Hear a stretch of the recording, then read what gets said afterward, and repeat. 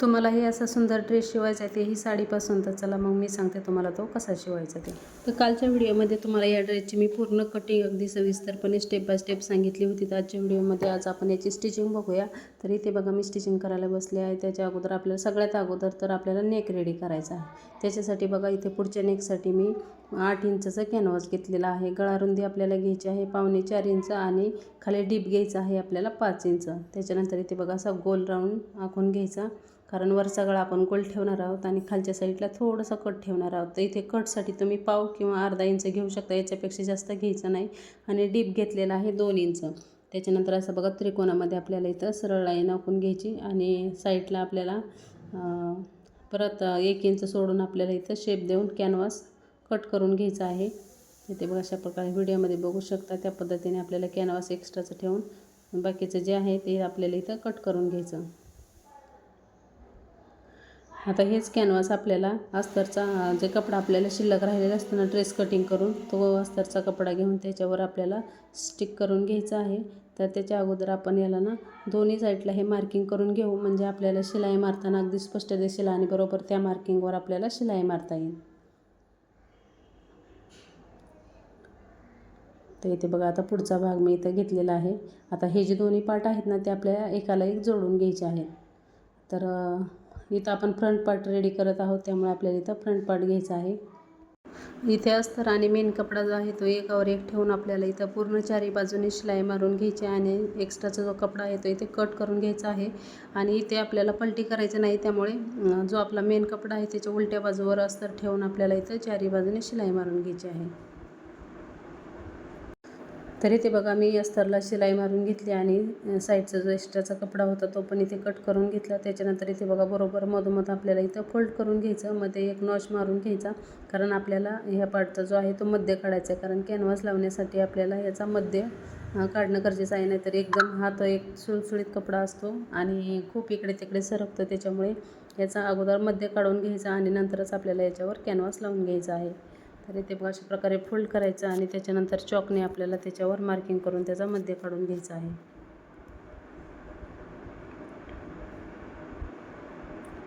तर इथे बघा मध्य काढून झाला. आता याच्यावर आपल्याला कॅनव्हास ठेवायचा आहे. तर कॅनव्हास ठेवताना आपण बघा तुम्ही मी कशा प्रकारे कॅनव्हास ठेवते, म्हणजे आपला गळा जो आहे तो दोन्ही साईडला इक्वल येतो.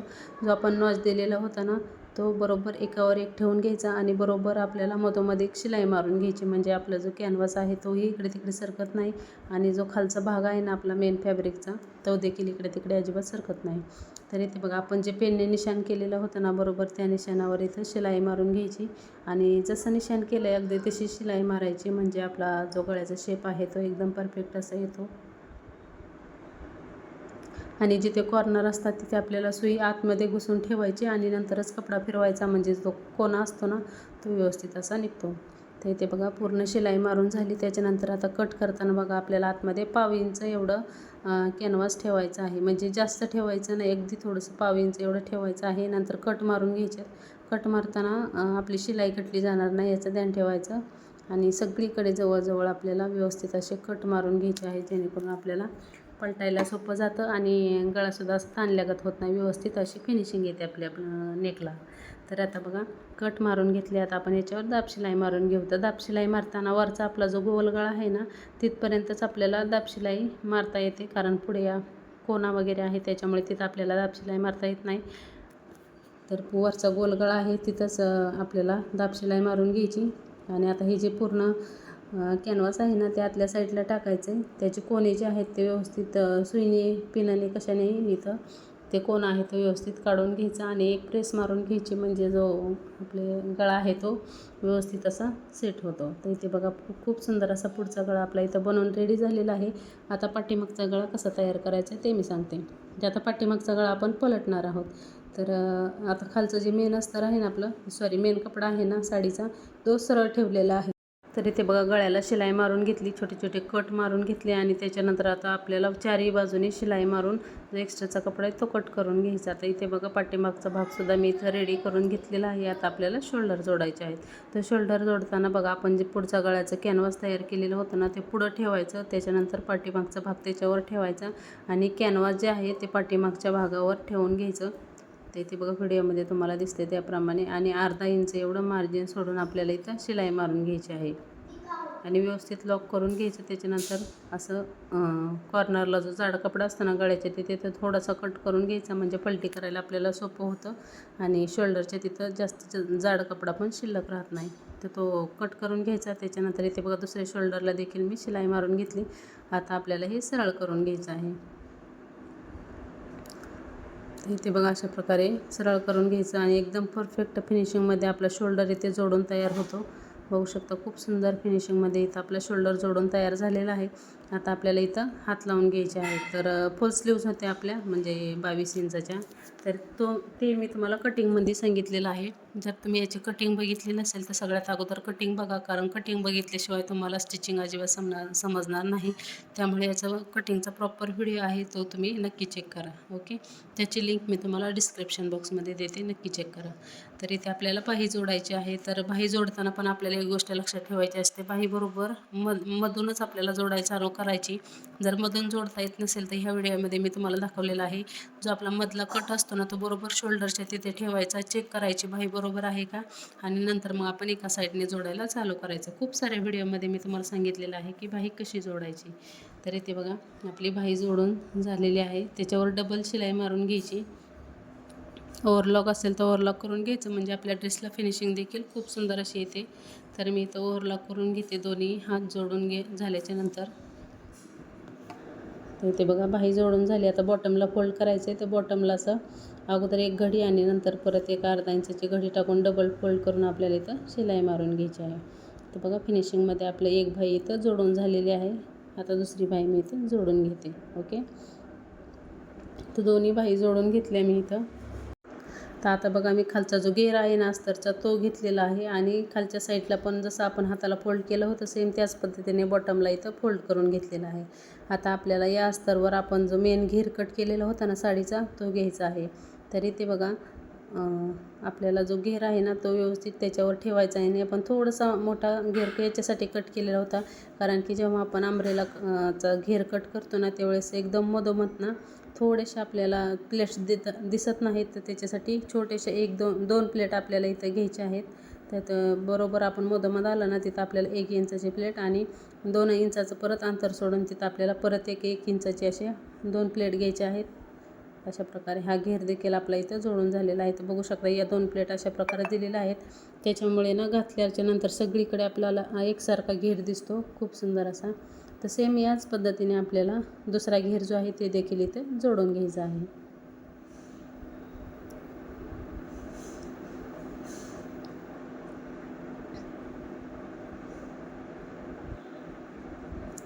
तर इथे बघा दुसऱ्या घेरला पण सेम त्याच पद्धतीने इथे आपल्याला प्लेट टाकून घ्यायचे आहेत.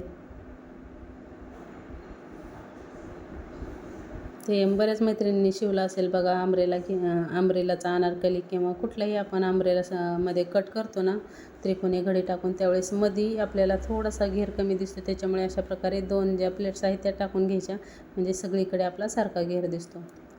इथे बघा डबल शिलाई मारून घेतली मी आता हा जो आपला घेर आहे तो आपल्याला वरच्या पार्टला जोडून घ्यायचा आहे आणि खालच्या साईडला मी बिडिंग करणार आहे. त्याच्यामुळे आता नाही, आपण पूर्ण ड्रेस शिवून झाल्याच्या नंतर खाली बिडिंग करून घेऊया. तर इथं बघा अशा प्रकारे आपला अर्धा ड्रेस इथं रेडी झालेला आहे. हा आहे खालचा पार्ट आणि हा आहे वरचा पार्ट. आता वरच्या पार्टला आपल्याला खालचा पार्ट जोडून घ्यायचा आहे.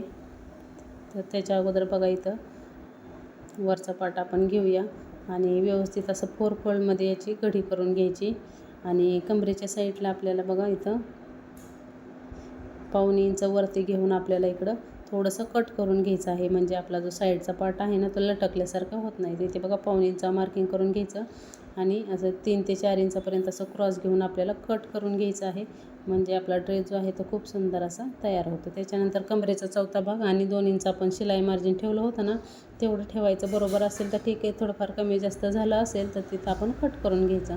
त्याच्यानंतर फिटिंगचं मार्किंग करून घ्यायचं दोन्ही साईडला, म्हणजे फिटिंग करताना आपल्याला परत डबल मार्किंग करायची गरज पडत नाही. त्याच्यानंतर आता बघा आपण वरचा पार्ट ठेवलेला आहे खाली, त्याच्यावर आता हे जे खालचा घेर आहे ना तो दोन्ही सरळ बाजूने ठेवायचा, म्हणजे आपला जो वरच्या पार्टची जी मेन कपड्याची बाजू आहे त्याच्यावर आपल्या घेरची सुद्धा मेन साडीचा पार्ट आहे तो त्याच्यावर ठेवायचा आणि इतर डबल शिलाई मारून घ्यायची आहे.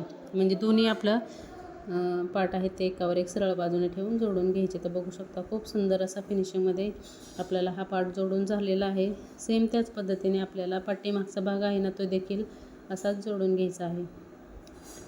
दोन्ही सरळ भाग एकावर एक ठेवून व्यवस्थित असं फिनिशिंगमध्ये जोडून घ्यायचं. अर्धा इंच एवढं मार्जिन सोडायचं आणि जोडून घ्यायचं. सगळीकडे एकवली मार्जिन ठेवलं ना आपल्या ड्रेसला फिनिशिंग छान दिसते, म्हणजे कमी जास्त होत नाही किंवा लटकल्यासारखं होत नाही. या छोट्या छोट्या टिप्स असतात त्या आपल्याला ड्रेस किंवा ब्लाऊज शिवताना फॉलो करायचे असतात. तर इथे बघा एकदम परफेक्ट फिनिशिंगमध्ये आपला घेर जोडून झालेला आहे. आता मी त्याला ओव्हरलॉक करून आणते. त्याच्यानंतर आता ओव्हरलॉक करून आणला तर आपल्याला फिटिंग करायची आहे. तर सगळ्यात अगोदर फिटिंग करण्याच्या अगोदर एकदम किनारीला आपल्याला बघा एक शिलाई मारून घ्यायची आहे. तर इथे बघा मी एक शिलाई मारून घेतली आणि आपला आतला जो साडीचा घेर आहे ना त्याला पकडून आपल्याला पूर्ण कडेपर्यंत शिलाई मारून घ्यायची आहे. अस्तरचा कपडा मी याच्यात पकडलेला नाही, कारण घेर आणि अस्तर आपल्याला एकत्र नाही जोडायचं आहे. तर बघा खालच्या जो घेराला मी शिलाई मारून घेतली. त्याच्यानंतर आता दुसऱ्या साईडला पण आपल्याला सेम त्याच पद्धतीने फिटिंग टाकायची आहे. आणि ही शिलाई मारल्याच्या नंतर मग आपल्याला परत फायनल फिटिंग करायची आहे. व्हिडिओ लक्ष देऊन बघा, म्हणजे तुम्हाला समजेल की कशा प्रकारे फिटिंग केलेली आहे. तर कमरेपर्यंत आपण 4ही पाटला शिलाई मारली आणि कमरेपासून खाली फक्त अस्तरचे भाग घेतलेले नाही आहेत. जो साडीचा घेर आहे ना तोच घेतला आणि आपण त्याला शिलाई मारलेली आहे. आता बघा आपल्याला फायनल फिटिंग टाकायची आहे. तर 3.5 आहे बॉटम, 6.5 आहे आपला बायसेप राऊंड आणि त्याच्यानंतर छातीचा आपल्याला इथं अर्धा भाग टाकायचा, म्हणजे 19वर घेतला आणि कमर होती आपली 18. तर बरोबर 19 आणि 18 म्हणजे पूर्ण ह्याच्यावर माप टाकले म्हणून मी 19 घेतलं. नाही तर तुम्ही असं 9.5 अर्ध्यातून माप टाकाल तर 9.5 किंवा खाली डायरेक्ट खाली ठेवून सुद्धा याचं फिटिंगचं मार्किंग करू शकता. तर अशा प्रकारे व्यवस्थित फिटिंग करून घ्यायची. आता अस्तरला फक्त आपल्याला अस्तरला शिलाई मारून घ्यायची आहे इथं. तर सगळ्या अगोदर मी इथं डबल शिलाई मारून घेतली आणि दुसरी शिलाई मारताना आपल्याला डायरेक्ट अस्तरला शिलाई मारून घ्यायची आहे इथं. आणि आपला जो साडीचा घेर आहे तो आतल्या साईडला टाकून द्यायचा इथे बघा. आणि नंतर मग आपल्याला अस्तरवर इथं शिलाई मारून घ्यायची आहे. अशाच प्रकारे मी पूर्ण ड्रेसची फिटिंग करून घेते आणि फायनल लुक तुम्हाला दाखवते कसं झालं आहे ते. तर व्हिडिओ जर तुम्हाला आवडला असेल किंवा जरी हेल्पफुल वाटला असेल तर व्हिडिओला लाईक करा. तुमच्या मैत्रिणी ज्या कोणी शिवत असतील किंवा त्यांना थोडा जरी प्रॉब्लेम येत असेल तर त्यांना नक्की शेअर करा. आणि अशाच नवनवीन ड्रेस आणि ब्लाऊजच्या टिप्स जाणून घेण्यासाठी सोनालीज क्रिएशनला फॉलो देखील नक्की करा. तर फायनल लुक अशा प्रकारे